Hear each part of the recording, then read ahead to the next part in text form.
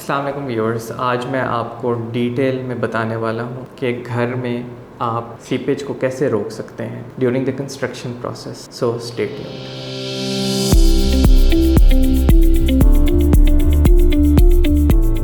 किसी भी घर में अगर सीपेज आ जाए तो वो उस घर के जो मालिक हैं उनके लिए बहुत ज़्यादा टेंशन का बायस बन सकती है। अगर आपने घर 1 से 2 साल हुए ख़रीदे हुए या आपने ख़ुद कंस्ट्रक्ट करवाया और उसमें सीपेज आ जाए तो आपको बड़ा दुख होता है कि आपने इतना पैसा लगाया घर पे, पूरी ज़िंदगी की आपने जमा पूंजी लगाई और उसके बावजूद भी, और आपने क्वालिटी एश्योरेंस भी की, सारी उसके चेक्स किए प्रॉपरली आपने ईच एंड एवरीथिंग, फिर भी आपको सीपेज नज़र आ गई। आप अब फर्स्ट क्वेश्चन अपने आप से आप ये करते हैं कि क्या चीज़, किस चीज़ की कमी रह गई। तो ये मैं आपको कुछ टेक्निकल पॉइंट्स बताने वाला हूँ कि आपको क्या क्या चीज़ें मद्देनज़र रखनी है जब आप घर को कंस्ट्रक्ट कर रहे होंगे कि उसमें सीपेज ना आए।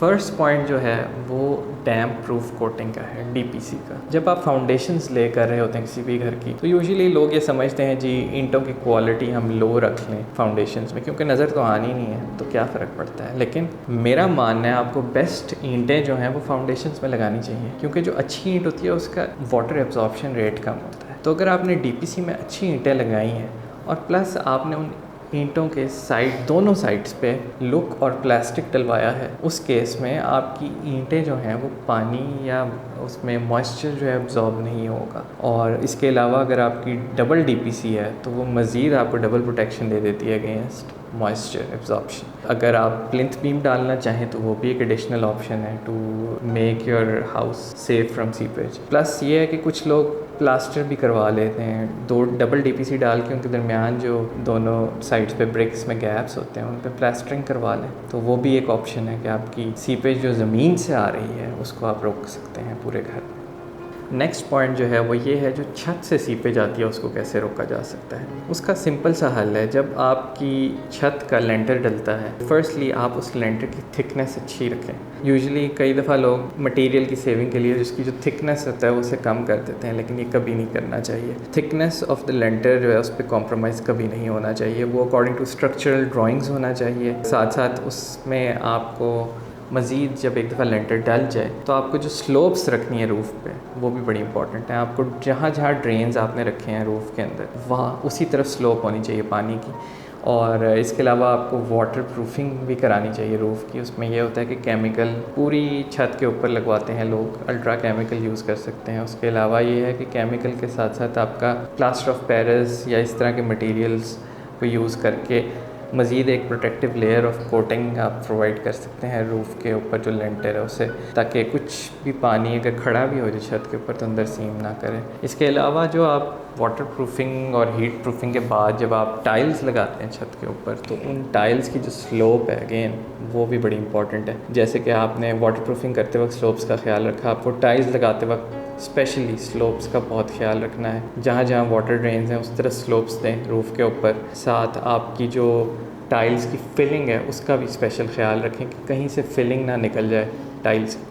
जहाँ जहाँ से फिलिंग भरती जाएगी, निकलती जाएगी, उधर पानी सीप होने के चांसेस हैं। तो ये आपको बेस्ट क्वालिटी फिलिंग्स यूज़ करनी चाहिए टाइल्स के लिए। और अगर कुछ सालों बाद आपके घर में वो फीलिंग्स निकलनी शुरू हो जाए तो आपको दोबारा से, कुछ ख़र्चा ज़्यादा नहीं आता इस पर, आपको टाइल्स को दोबारा फिलिंग करवा लेनी चाहिए उनकी। नेक्स्ट पॉइंट जो है वो आपकी बाउंड्री वॉल्स में जो सीपेज आती है उसे कैसे रोका जा सके। यूजुअली लोगों के घरों में जो बाउंड्री वॉल्स होती हैं नेबर्स के साथ आप शेयर कर रहे होते हैं, उस केस में ये है कि अगर नेबर्स की साइड पे कुछ पानी सीप हो रहा है वॉल में कहीं से, तो वो आपकी साइड पे भी अपीयर होगा। तो इस केस में तो आप उनके साथ कॉर्डियल रिलेशनशिप रखें ताकि दोनों एक दूसरे से कम्युनिकेट कर सकें अगर कोई इशू है इस तरह का, और दोनों मिलके हल कर लें। आप बेशक पैसे शेयर कर लें सीपेज की ट्रीटमेंट के, तो इस तरह से आप बाउंड्री वॉल की सीपेज जो है उसे रोक सकते हैं। इसके अलावा एक और चीज़ है, अगर आपकी बाउंड्री वॉल अलग है आपके नेबर्स की बाउंड्री वॉल से, दोनों के दरमियान अगर एक प्लास्टिक मेम्ब्रेन आप लगवा लें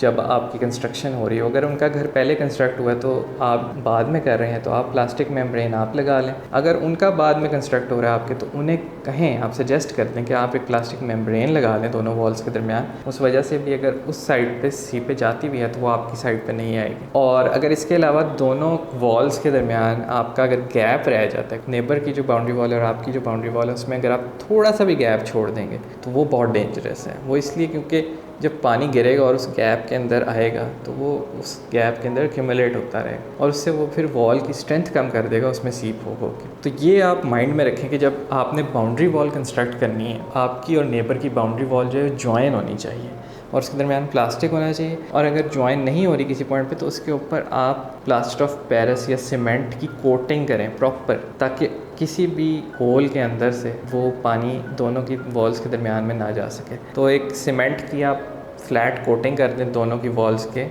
टॉप पे, साथ आप दोनों के वॉल्स के दरमियान एक प्लास्टिक मेम्ब्रेन लगवा लें। तो इस तरह से आप सीपेज को काफ़ी हद तक कंट्रोल कर सकते हैं। नेक्स्ट पॉइंट जो है वो सीपेज का ये है कि आपकी जो पाइप्स यूज़ हो रही हैं प्लम्बिंग में वो किस क्वालिटी की हो रही हैं। आपको हमेशा अच्छी क्वालिटी की पाइप्स लगानी चाहिए अपने घर के कंस्ट्रक्शन के दौरान। कोशिश करें इसमें आप सेविंग्स ना करें, क्योंकि लो क्वालिटी पाइप्स जो हैं वो अगर लीक हो जाएं किसी भी दीवार में जो कि कंसील्ड पाइप्स हैं तो उस दीवार का तो बुरा हाल हो जाएगा, वहाँ पे सारा पेंट उखड़ जाएगा, उस दीवार की स्ट्रेंथ कम हो जाएगी और आपको दीवार को तुड़वा के उन पाइप्स को रिपेयर करवाना पड़ेगा, जो कि बहुत ही एक्सपेंसिव काम है। तो इस केस में मैं आपको ये कहूँगा कि क्वालिटी की पाइप्स यूज़ करें। पाकिस्तान में पॉपुलर ब्रांड बहुत मशहूर है, आप पॉपुलर की पाइप्स यूज़ करें। लोग कहेंगे जी नहीं जी डूरा ले लें, तुर्क प्लास्ट ले लें या कोई और कंपनी ले लें, चाइनीज़ पाइप्स ले लें, लेकिन नहीं, इसमें आप बेशक वो एक्सपेंसिव हैं, आप क्वालिटी पे कॉम्प्रोमाइज़ ना करें, आप वही लगाएं जो कि बेस्ट क्वालिटी पाइप्स हैं। प्लम्बर आपका क्वालिटी काम करने वाला भी होना चाहिए, क्योंकि जो पाइप्स के जॉइंट्स होते हैं अगर वो प्रॉपरली ना लगे तो जॉइंट्स पे भी लीकेज हो सकती है, बेशक अच्छी क्वालिटी की पाइप। अगर आपका प्लम्बर बहुत अच्छा है, उसका एक्सपीरियंस है, तजर्बा है, तो वो अच्छे जॉइंट्स लगाएगा पाइप्स के और जॉइंट पे भी लीक नहीं होगी। इसके अलावा आपका जो प्लम्बर है उसकी ये भी रिस्पॉन्सिबिलिटी आती है कि जब वो पूरे घर की पाइपिंग कर ले तो प्रेशर टेस्टिंग करें, उनमें पानी का प्रेशर दे के उसके साथ गेजेस लगा के प्रॉपर जो इक्विपमेंट आता है आपका वाटर के प्रेशर टेस्टिंग का वो करें, ज़्यादा से ज़्यादा प्रेशर दे पानी का और फिर चेक करें फॉर 2 to 3 डेज़ के पूरे घर में किसी भी पॉइंट पे लीकेज तो नहीं आ रही या सीम तो नहीं आ रही। तो ये एक फुल प्रूफ वे है ऑफ टेस्टिंग कि अगर आपके घर में कोई सीपेज है या नहीं।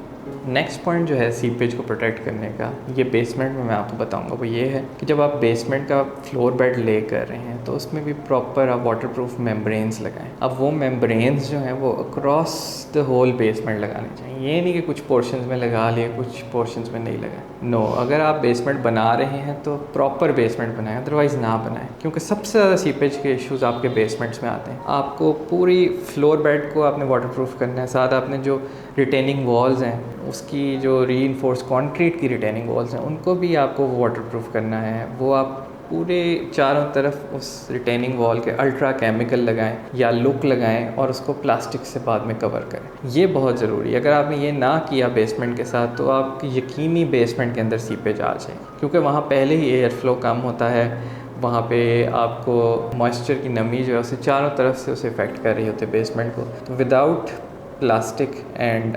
केमिकल ट्रीटमेंट और लुक की ट्रीटमेंट उसके बगैर कभी भी आप बेसमेंट को ना बनाएं। इस केस में मैं आपको एक और चीज़ सजेस्ट करूँगा कि अगर आप बेसमेंट बना रहे हैं तो आप संकन एरियाज़ डेफिनेटली बनाएं उसके साथ। उसमें ये होता है रिटेनिंग वॉल्स और जो मेन बिल्डिंग है, जो ब्रिक वॉल्स हैं, उनके दरमियान एक आपको बफ़र मिल जाता है। वो बफ़र जो है इन अ वे वो ऐड करता है कि आपकी जो बाहर वाली वॉल है उसके मॉइस्चर अंदर वाली वॉल पे नहीं आ सकता। मज़ीद उस संकन एरिया में आप विंडोज़ दे सकते हैं वेंटिलेशन के लिए, तो एयर फ्लो बढ़ जाता है बेसमेंट में। उस वजह से जब एयर फ्लो बेसमेंट में बढ़ जाता है तो एयर फ्लो की वजह से नमी और मॉइस्चर जो है वो बेसमेंट में कम हो जाते हैं, कतरे ख़त्म तो नहीं हो जाता लेकिन कतरे कम हो जाता है। तो उस वजह से मज़ीद आपको सीपेज से प्रोटेक्शन मिल सकती है बेसमेंट की। नेक्स्ट पॉइंट आपको मैं ये बताने वाला हूँ कि आप घर में स्कर्टिंग्स जो हैं उन्हें इग्नोर ना करें। अब आप कहेंगे स्कर्टिंग तो एक बहुत छोटी सी चीज़ है, जहाँ भी टाइल लग रही है पूरे घर में वहाँ स्कर्टिंग्स भी लगनी चाहिए। अगर स्कर्टिंग्स नहीं होंगी तो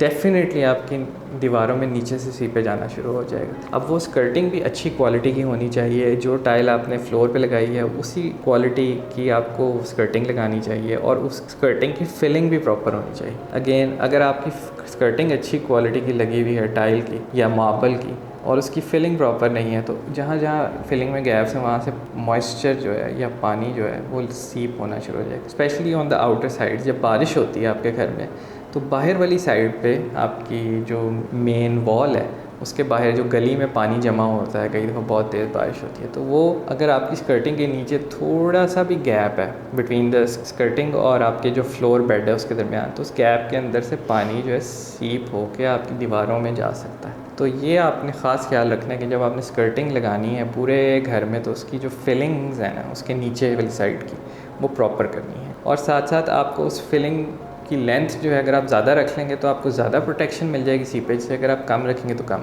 कई दफ़ा लोग ये कहते हैं जी स्कर्टिंग बहुत छोटी लगानी चाहिए ताकि वो लुक आपके पेंट की ख़राब ना हो। मैं इससे बिल्कुल एग्री नहीं करता। जितनी बड़ी स्कर्टिंग होगी उतनी आपके घर को सीपेज से प्रोटेक्शन मिलेगी। अगर आप सिर्फ आधे फुट की स्कर्टिंग लगा रहे हैं, आधे से भी कम, या आप कह लें कि 1/4 क्वार्टर ऑफ अ फुट की आप स्कर्टिंग लगा रहे हैं, अगर क्वार्टर ऑफ अ फुट से ज़्यादा बारिश हो जाती है, सपोज़ मतलब बहुत तूफ़ान ही बारिश हो, जब पानी आपका क्वार्टर ऑफ फुट से ऊपर आएगा तो स्कर्टिंग से ऊपर आपका जितना भी पानी होगा वो दीवार में सीम करना शुरू कर देगा। तो इसीलिए मैं कहता हूँ बाहर वाली दीवारों पे तो आपको कम से कम 1/2 फुट की स्कर्टिंग की लेंथ रखनी चाहिए, या अगर 1 फुट की हो जाए तो और भी बेहतर है। अब उसमें आप देख सकते हैं कि एस्थेटिकली कौन सी स्कर्टिंग बेहतर लगती है, बेहतर नहीं लगती। कई टाइल्स बहुत खूबसूरत लगती हैं अगर आप उन्हें एज अ फ़ीचर भी स्कर्टिंग को यूज़ करें। और भी बहुत से ऐसे तरीके हैं जिससे आप घर को सीम से बचा सकते हैं, लेकिन अभी और इस वीडियो में मैंने इसलिए नहीं इंक्लूड किया क्योंकि मैं चाहता हूँ कि आप ख़ुद भी कमेंट सेक्शन में मुझे बताएं कि इसके अलावा कौन से वेज़ हैं जिसके थ्रू आप घर में सीपेज को ख़त्म कर सकते हैं। और चैनल को लाइक करें, सब्सक्राइब करें, बेल आइकॉन पर क्लिक करें ताकि आपको हर आने वाली वीडियो के बारे में नोटिफिकेशन मिलता रहे। Thank you.